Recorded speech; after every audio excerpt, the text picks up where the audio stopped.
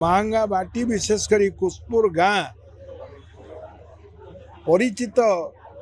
केतक बरपुत्र नहीं आज जो जहाँ जयंती पालन होची पल्ली कवि नंदकिशोर बल आसंता काली हम शिल्पी बी वर्मा एवं परवर्ती अवस्था अनेक महापुरुषों जयंती विभिन्न समय होची वैष्णव पाणी कार्यक्रम से गण कवि भाव में लोकों भितर अच्छी साहित्य बंची एवं नंदकिशोर जो पल्ली जीवनर पल्ली जहाँ संपद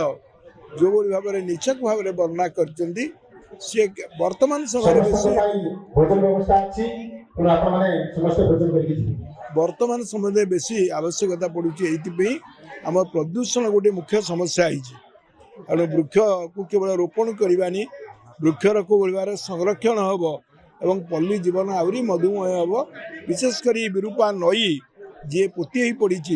तार संस्कार कार्यक्रम भावुची ए